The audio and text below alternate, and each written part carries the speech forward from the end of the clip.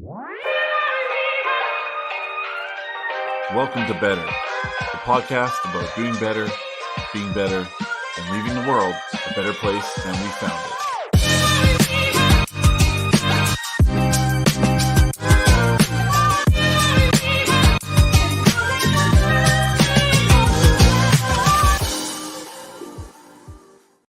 What's up, everybody? Welcome to Better. My name is Jay. I'm your host. Do better, be better, make the world a better place. That's our motto.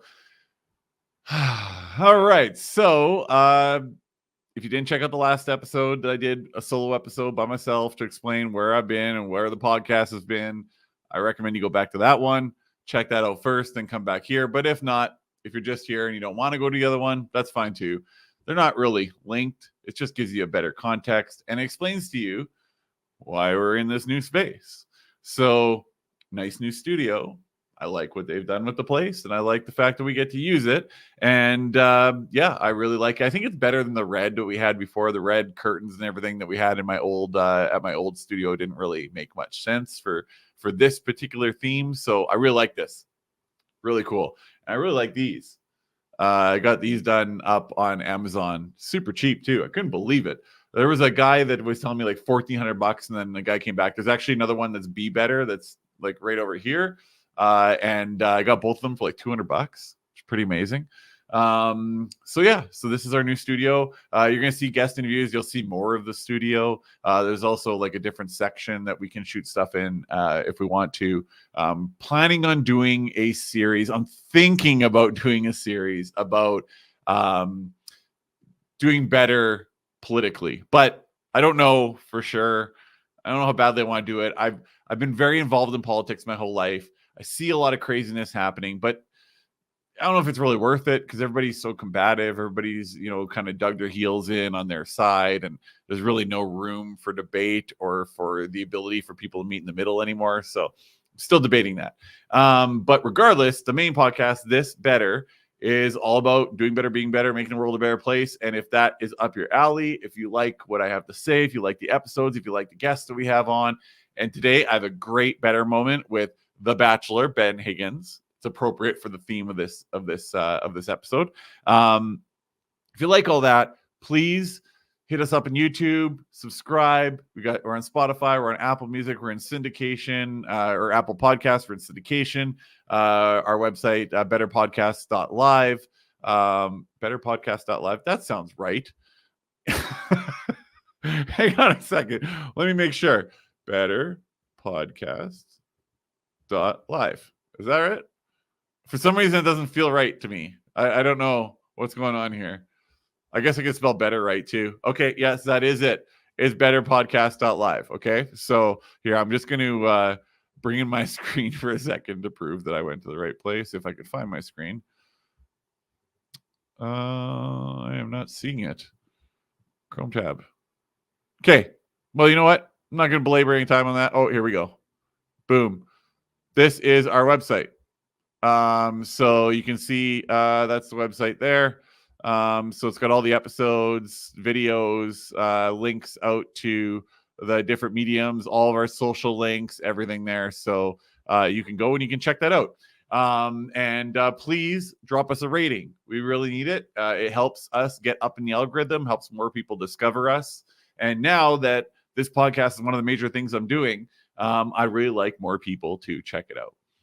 Okay, so this episode, now I want to remind people because I don't want to come off as preachy ever. And actually, when I was returning to the podcast, when I was debating coming back to it, I wasn't too sure what I wanted to do, but I told Shauna, I was like, I think I need a female co-host for these types of episodes, these solo episodes where I'm talking about how I've done better, because I felt it almost felt preachy or cocky or like some.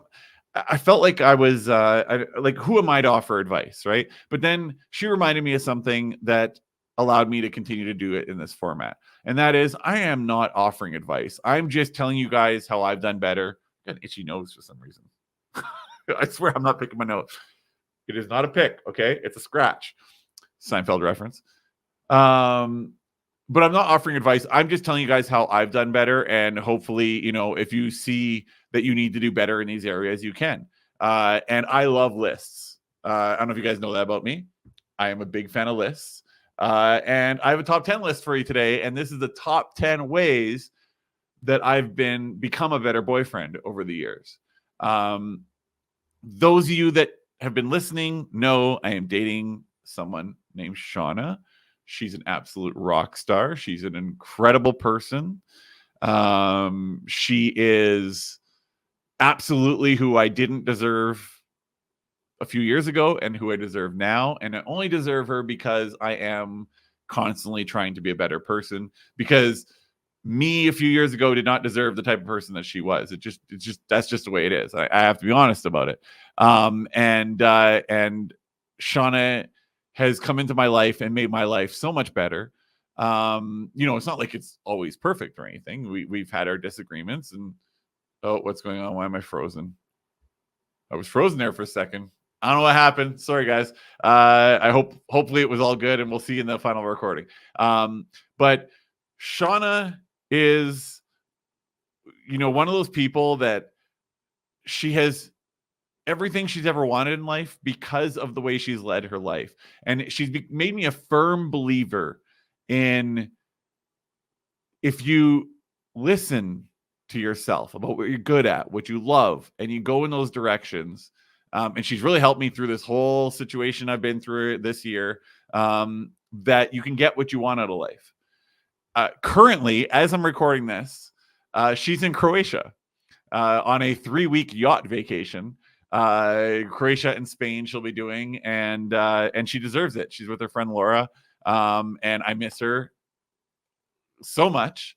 But I'm so happy that she's doing it. I am so happy that she is able to find her happy place in life. And one of those happy places is to constantly travel.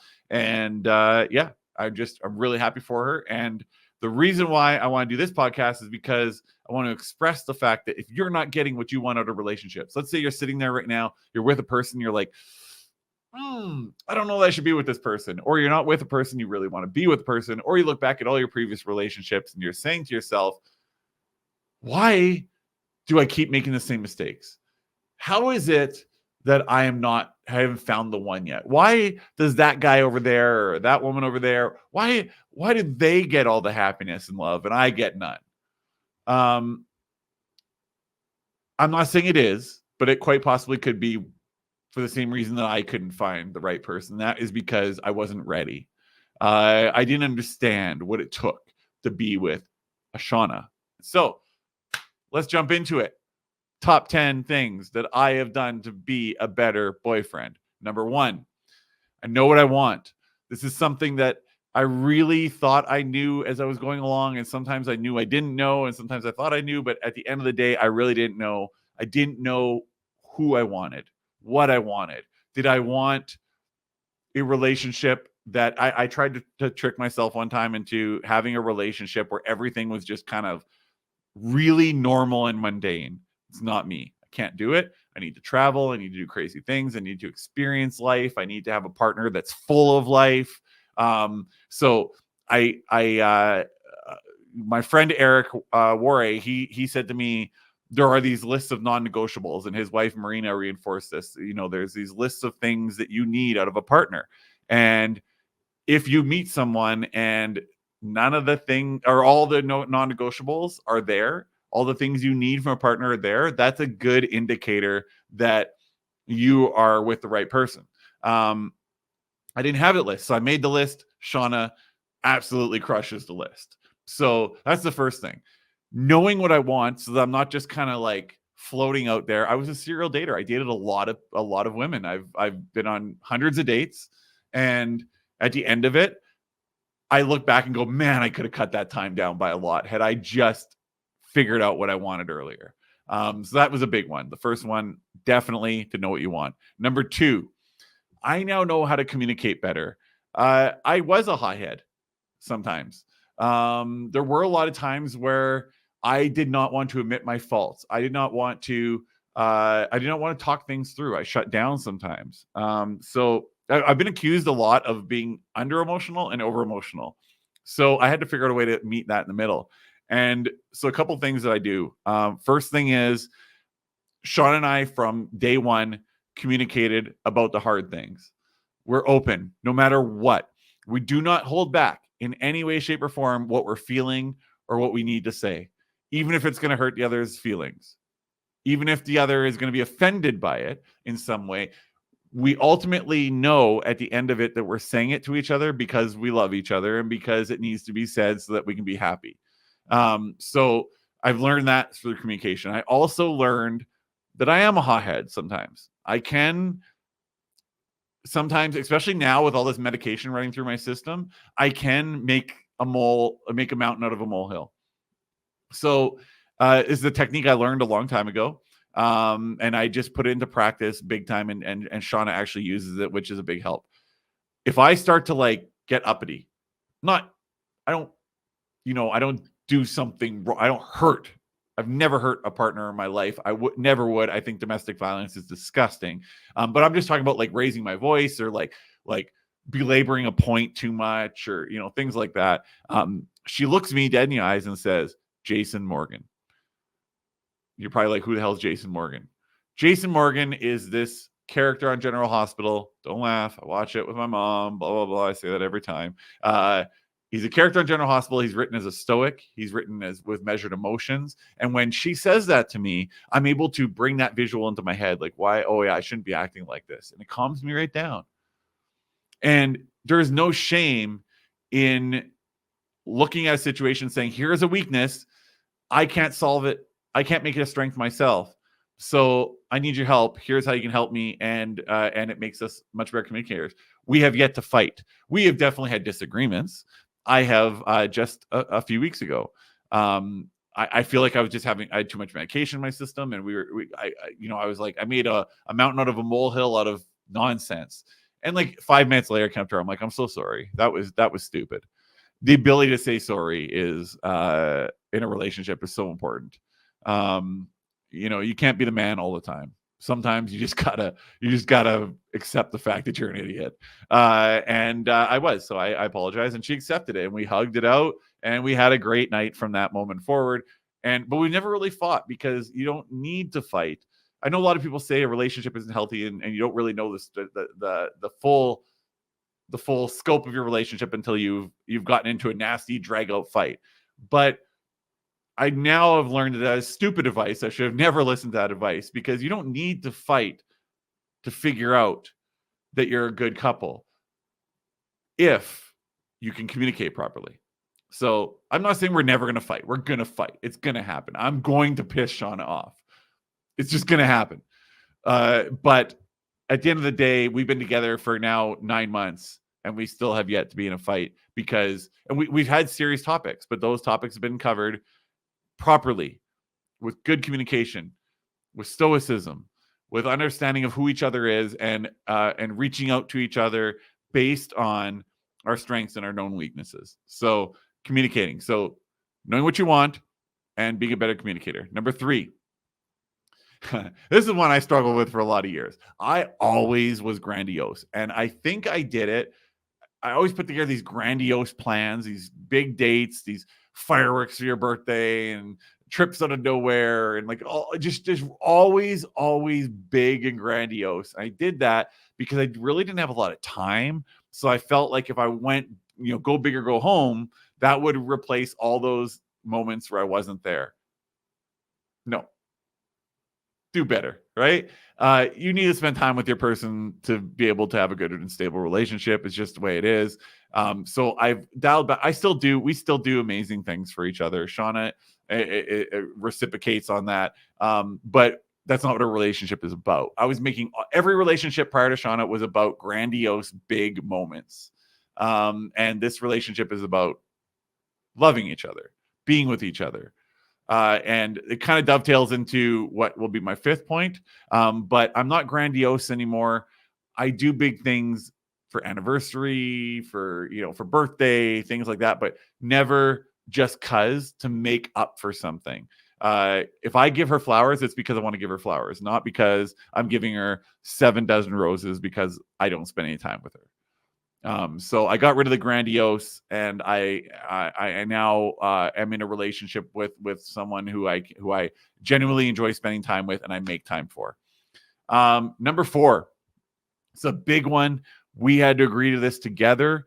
And you can't really go back on this, but if you're going to get into a relationship, I highly recommend you do what we did in the beginning. And that is no honeymoon phase whatsoever. We had 0 honeymoon phase, 0 disillusionment. I didn't try to act like somebody I wasn't. She didn't try to act like somebody she wasn't. And man, did it allowed us to skip so much bullshit. You know, I'm a black V-neck t-shirt. You guys have seen my episodes. I'm almost always wearing this outfit. I'm a black V-neck t-shirt guy and jeans and Vans, and that's it. I'll throw on a blazer sometimes. I occasionally mix it up, but that's for the most part my outfit. And I let her know that from the beginning. You can see in her pictures, like if you go on her Instagram, she is extra. Shauna is extra. She's a beautiful woman. She's a fucking model, and she's a fashionista. And you go in her closet and you're like, this is ridiculous. Like you have like all the purses, all the jewelry, you got a million pants, you got a billion shirts, you've got all these dresses. She's really, when we go out, people notice her and don't notice me. And that's totally okay with me. That is absolutely how I want it to be. And she loves it. She loves looking good. And that's great. I love that she does. But I didn't, in previous relationships, I kind of put on a bit of a show, and then I settled into this. No, I just was this. And she did the same. When we talked, we didn't use flowery language. We just said what we needed to say and what we wanted to say. And we were honest about what we wanted out of life. And we said, like, if you're not like this, then that's a non-negotiable for me. I'm out of here. Right. And it worked. So that's 4, no honeymoon phase. Number 5, this is a big one. And I know some of you guys, when I say this one, you're going to be like, oh God, Jay, you have become such a bitch. Why are you such a bitch? I pay attention to Shauna's love language. I know it sounds ridiculous. You don't believe in them. I get it. I didn't either. First person that made me read the book, I didn't actually read it. Second person that asked me to read the book, I did an audiobook of it in the background. And then the third time I read it because I wanted to read it, and it helped me understand it. And now dating Shauna, I totally get it. There are the 5 love languages. If you don't know what I'm talking about, it's a great book. Go get it, audiobook or read it or whatever. Just go pick it up. It really does tap into the best way to communicate love to your partner. Now, nobody is one love language. Everybody's a particular love language at that moment. Like right now, Shauna's love language is acts of service. But it will jump around as her main love language. It just depends on the circumstances in life. And everybody has a degree of all 5. Like you have to appeal to all 5, but you really got to lean into the one that they are in that moment. And the only way you know what your love language is and what the love language is in that moment is to listen, to pay attention. So, for example, I'm going through this whole thing with my body and a lot of pain, but I figured out how to help with spring cleanup and everything. Previous years, Shauna's had to do that by herself. She's a single mom to 2 boys. It's a hard life. There's a lot to do. And being a mom is a very hard job at the best of times, never mind doing it by herself. So, and then she's got a beautiful home, and she's got, she's a nurse, and she's always working, not always working, but she's very involved in her job. She loves her job. Somebody just to help with things like opening up the casita, helping with the hot tub chemicals, putting out the patio furniture, cleaning stuff, painting boards, mowing grass, whatever. These are the things that make her love me more, because I'm helping her get through life and helping her live the life that she wants to live. And my love language is words of affirmation. For Christmas, I actually did a present that was the 5 love languages. And I might do it every Christmas, to be honest, because it went off, guys. I mean, I won Christmas this year. I'm just going to say it right now. Not cocky at all. But I gave her 5 presents. I gave her physical touch one, which we're not talking about. Quality time, a stay at a theme hotel. Words of affirmation. I wrote her a bunch of letters that she could reference as she needs. Like, some days she doesn't feel pretty. Some days her kids are driving her nuts. Some days, she's I'm just not around, and she needs my presence or whatever, right? So I got all these letters in a box I wrote for her. Then it was gift is a love language. So I got her a Pilates reformer. Acts of service. What did I do for acts of service now? I don't really remember. What did I do for acts of service? Anyways, I got her 5 gifts. It was 5 love languages orientated, and she loved it. And anybody, I think, that understands what the love languages are, why they're so important, would love that gift. So really tuning in to Shauna's love language. So to recap, because we've only done 5, we're going to do 10, but I'm going to break for Ben in a second here. Number 1, I know what I want. Number 2, I know how to communicate better. Number 3, not everything I do is so grandiose anymore. Number 4, there was no honeymoon phase. Number 5, I pay attention to Shauna's love language. These are 5 of the 10 ways that I've become a better boyfriend. And if you're trying to figure out how to be a better boyfriend, better partner, better whatever, I'm sure this would work for women too. This is what I have to offer to you. And now let's find out what The Bachelor, arguably one of everybody's favorite bachelors, Ben Higgins, has to say about doing better in relationships. So let's just pull up Ben here. Hey Jay, it's Ben here. Now, thanks for the message, and thank you to all your listeners who asked for my stories and insights. So the question that you asked me to answer is to tell you a time in my relationships that I realized I was sucking as a partner, and how did I do better? Well, I feel like I'm consistently trying to do better. And that's not because I'm great. It's because I'm continually falling a little short. One of the best examples I have is my wife and I had been dating for a while at this point, and we were on this date. It was very sweet. And I had told her these words. I had said, hey, if nothing else, remember this is when we were still dating, if nothing else, at least I get a good friend out of this. Which to her sounded like I had just friend zoned her. It wasn't my intention at all. But here's the point that I learned, is to do better at communication. To not necessarily have to think through everything I say, because, well, that sounds exhausting and also just not authentic. But to communicate more accurately and to communicate more fully in all situations. Don't take those times for granted. Don't take your words for granted. Words can hurt, but they can also do incredible things. So that's my lesson. That's life. Jay, thanks again. Okay, so Ben Higgins, The Bachelor. Yeah, that was a pretty not great thing to say, right? If anything, well, I got a good friend out of this. That does sound friend zoney, but great on him to acknowledge where he made a mistake and what he can do better. And honestly, that whole doing better consistently thing, that's exactly what I'm trying to do. Not because I'm good, because I'm so great, because I'm not. So yeah, thank you, Ben. I appreciate it. Always been a good dude, and definitely going to talk to you again when we get to a subject similar to this in the future. Probably Jared too. I met Jared several years ago. Another great guy that was on The Bachelor. And it's not really a show I watch, but I did watch Ben's season, and I did watch The Bachelorette when Jared was on it. And yeah, I really enjoyed what they were doing, and Ben seems like a pretty genuine dude. So thanks, Ben. Appreciate it. All right, back to the list. So we've done 5. Let's go on to number 6, the 6th way that I become a better boyfriend. I'm not constantly trying to be the man. And by that, I mean, I grew up with a bit of an old school perspective. I do like the traditional archetype of a relationship.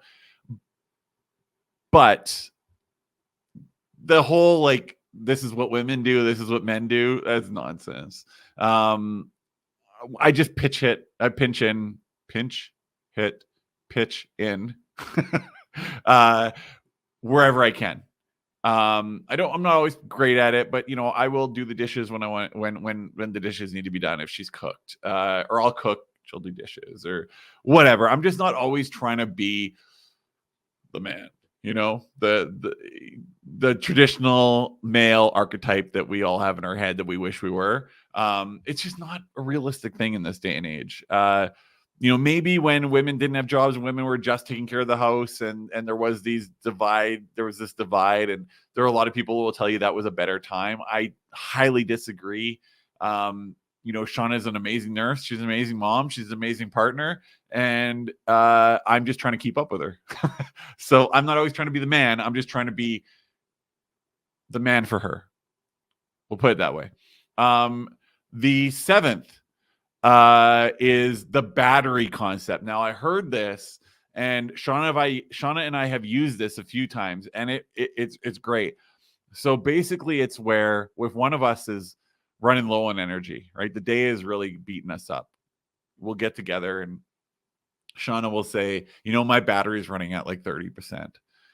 And if I'm running at 30% or somewhere, below 52, we know that we need to slow it down, chillax a bit, really just get centered, get our energy back, go to bed early, that sort of thing. Whenever I can actually pull that off, going to bed early.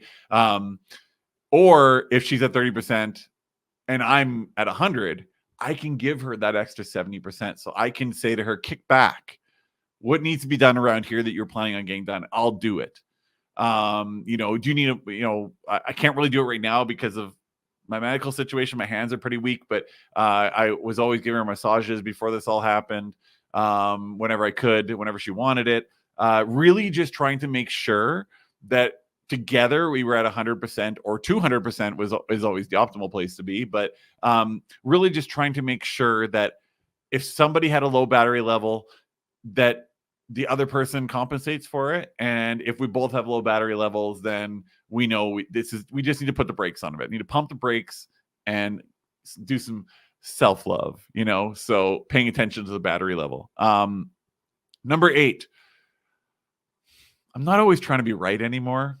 And that was a really big thing in my relationships. Now, I will say, how do I word this? I don't consider myself to be special in any way, shape, or form. However, I do have an acute understanding of the fact that I do spend more time trying to learn what I like to learn. And as a result, I'm often very rigid in my rationale and my focus, and I often come with evidence and fact into a situation, and that ends up coming off kind of cold sometimes, and it comes off like I'm a know-it-all sometimes. With Shauna, what I try to do is I try to say, devil's advocate here. I'm not a parent. She has kids. One of her kids just turned 12. I'm sure parents out there, what that means. It's going to be a handful, right? And I will offer up my advice. I will say, here's what I would do if I was in your place. Here's what I've heard people do. I looked it up on the internet. I looked up some forums. Here's what some parents have tried. I will try to offer perspective as the devil's advocate to the situation. But I feel like I'm not anymore. I might slip up sometimes, but 99% of the time, I'm not trying to shove my perspective down Shauna's throat and be right all the time. Because here's the thing. A lot of things in life are subjective. A lot of things are based on how we feel, our life experiences. Shauna and I have led a very different life. I have led a life that has been way out of the box, and she's led a life that's a little bit more in the box. She's still an adventurer. She's still awesome. She still, likes to jump out of the box. But I enjoy being out of the box as a rule. She enjoys being out of the box for fun. So we've lived different lives, which means we have different perspectives on things. So if anything has perspective in it, I try to pull back and I try to just say, well, from my perspective, here's how I see it. It doesn't, and if she doesn't listen to me, so to speak, like if she says to me, what do you think of this? And I say, this is the, I would go in this direction. Then she decides to go in the other direction. I just have her back, regardless of whether she's right or not, regardless of whether I'm right or not. I've got my girlfriend's back. At the end of the day, I'm always going to have her back. And as a result, we might not always be right. I might always be right. She might not always be right. And collectively, we might not always be right. But at least at the end of the day, we understand each other. And we help each other, and we prop each other up when needed. We are each other's crutch when needed. We are each other's strength when needed. And in terms of offering perspective, there's a great line that my buddy who has been on the podcast, we did a couple episodes last year. His name's Chris Singh. He said a line to me one time. He goes, I asked my girlfriend, maybe she's his fiance right now. Shoot, why don't I know that? Anyways, he asks Val, do you just need to vent, or do you want to know what I think? I think that's a great way of doing it. So that's what I do now. I just say, I kind of sit back and I'm like, okay, she's just venting here. Shauna just needs to get this off her chest and she'll be good. Or she will say to me, what do you think? What should I do? How should I say it? Those sorts of things. And we work together. So that's an important one for me. I think that's made me a better boyfriend. Number 9, we're down to the last 2. I don't let anything build up until it explodes anymore. So there are things about Shauna that are not complimentary to me, to my personality. There's only 2, which is pretty awesome because I've been in relationships where there's like 80. But there's only really 2 things that she does way differently than I would ever do it. And when imposed, it could become a problem. And when imposed, I'll give you a great example. I was in a relationship. This is not something Shauna does, by the way, but I was in a relationship and I was not cheating on the person I was with. I've never cheated before. And she kept accusing me of cheating constantly, all the time. Every time I go, she's like, well, who were you out with? Did you have sex with her? You probably had sex with her, right? I'm like, what? What are you talking about? Well, I didn't address it. I treated it kind of like a joke, like it would go away. And then eventually I exploded because I was like, what the fuck? Like, you've been doing this for 3 months.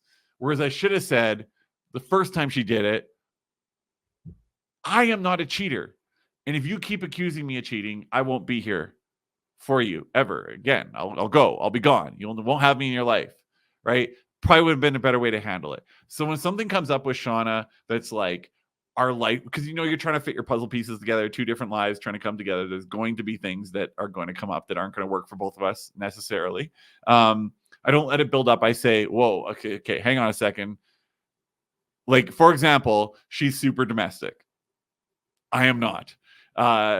It's taken a lot for me to get around my head around that domestic lifestyle. And we make a joke all the time that I was a wild beast and now I'm a domesticated dog. And a little bit, like, I don't want to lose the wild beast side of me. But I'm meeting her in the middle on the domestication thing.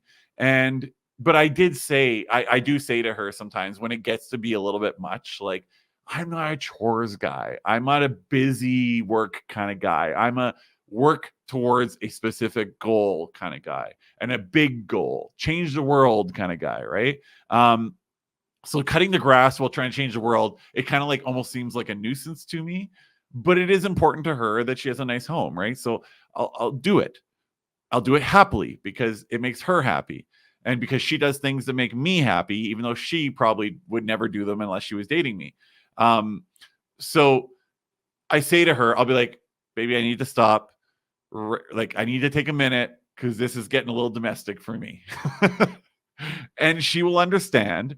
And she has said to me many times, she's like, okay, if you need to take a break, take a break. Cool. So not letting things build up till they explode. Huge piece of our relationship. Okay, so that's number 9. Number 10. This is a big one. This is a hard one. This is, there have been times where I have not wanted to do it because I was worried about the reaction. But Shauna's an understanding person. And if you're right with the right person, they will understand you and will understand why you're bringing it up. Being honest no matter what. Here is the best example I have for you. Not the example with Shauna. but the one I've heard the most from people. So try and do a podcast that can relate to as many of you guys as possible. This should do it. I have a lot of friends that they feel as the man, the expectation is that they should always be horny and always ready to get down. And a lot of my friends are stressed out from jobs. They've worked too much. They, whatever. And they're stressed out and they don't want to. A lot of guys don't want to admit they'd rather cuddle than have sex some nights. Not all the time, and definitely not as the majority rule, but sometimes that is much better. That's what's needed. But they feel, a lot of guys like me will feel like if we say to a girl, I don't want to have sex tonight, I just want to cuddle and like relax with you and watch a show or whatever, that is somehow an affront on our manhood. Guys, it's not. If you stop having sex with your girlfriend, that's a problem. But if you're not always down to have sex, that's okay too. As long as you find that balance, right? Life is all about balance. And being honest enough to be able to say, oh man, I'm just not there. I'm just not in that headspace. I have a theory about sex and relationships, and that is that people in that honeymoon phase, so we're going back to point 4 now, will have sex like 3-4 times a day, right? And you start out that way and you're having sex constantly, and it's great, it's wonderful, it's new, and it's exciting. And then it kind of starts to taper off. And then it's used as an indicator that the relationship is going south. It's souring out. It's dying down. But did anybody actually expect that was going to be the way things? I mean, there are couples that do have sex 3 to 4 times a day for their entire lives. And kudos to them. But as the majority rule, I don't think that that's the way couples are. So being honest and saying, let's have sex when we're ready to just, have the time of our lives. That is, I think, better than just having sex to have sex, because that's what people do. Having a healthy sex life is great in a relationship, but having an honest relationship is very important. And the honest truth is, and this is talking to tons of guys, tons of women about this subject, the honest truth is nobody wants to have sex all the time. And if your partner wants to have sex and you don't want to have sex, the ability to say, honestly, tonight's just not the night. I could take care of you, right? If you want, because you're clearly in that mood. There's nothing wrong with that. That's healthy. And you can apply that to anything. It's not just sex. Can I use a direct example with Shauna and I? A direct example. Shauna loves massages. I mean, this girl, if I massaged her 17 times a day, she would want an 18th. Okay. She loves massages. Now, luckily, I've got a massage chair that I have access to that she uses, and that helps a bit. A really good one, not one of those cheap mall ones. And I did buy a massage table for her, for us. Or that was my act of service gift. There it was, to do massage. So I bought a professional massage table. So I haven't gotten back there with my hands yet because of my medical situation, but I do give her massages regularly, less regular right now. And I'm honest with her. I say, my hands hurt right now because of the meds. I can't do it. And she says, okay, that's fine. Whereas some people would just continue to do it and build up resentment. And that's the number one thing about being honest. If you're honest all the time, there's going to be no resentment later. And I think that's really important in a relationship. So that's a drum roll. That's terrible. I need to get a drum roll sound effect. I got a soundboard that I need to install. I haven't been able to figure out how to get it to work with all this gear that's in the studio. But I'm going to do that so I got better sound effects, because that was brutal. Let's do the top 10 quickly. Number 1, I know what you want. Number 2, communicate better. Number 3, don't be grandiose about everything. Number 4, no honeymoon phase. Number 5, paying attention to your partner's love language. Number 6, not constantly trying to be the man. Number 7, the battery concept, trying to make sure that you guys can equal 100 whenever you can, or 200 being the optimal. Number 8, not always trying to be right. You don't always got to be right. Number 9, not letting issues build up until they explode. And number 10, honesty. Honesty. So I have a note here. What is this note? Oh, this is big. Let's end off with this. So I was watching this clip, and there was this woman who was talking about uh, wanting to be able to shut off her brain when she's with her man. Can I find that clip? Let me see if I can quickly find the clip about shut off brain when with my man. See here. Is it here anywhere? Okay, I'm not finding it.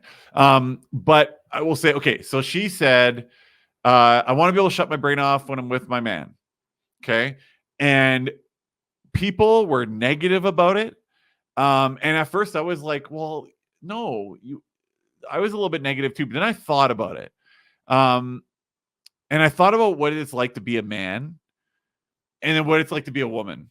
And then I kind of understood where she was coming from. Women have to be on all the time. They have to be worried about what a man's going to do. They have to be worried about walking to the car. They have to be worried about, sexual harassment in the workplace. They have to be worried about equality.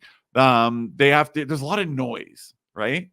And this woman, what she was talking about was she wants to be able to be with a man that she can feel totally safe with and where she can shut her brain off, relax with her man, and feel good without all the noise that she has to worry about constantly.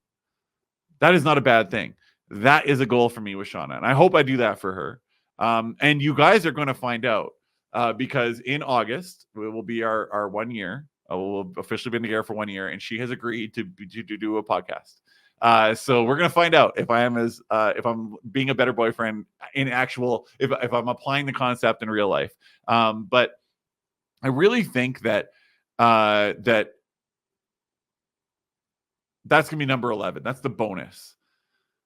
I want to be the type of man that allows the woman in my life, Shauna, to be able to turn off her brain and to be able to just be when she's with me, because she knows that in this way, I will be the traditional male archetype. I will have her back.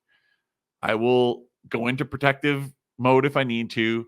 I will know where the exits are. I will know where the weapons are. I will know how to get out of a situation. I'll be watching that guy that's kind of lurking.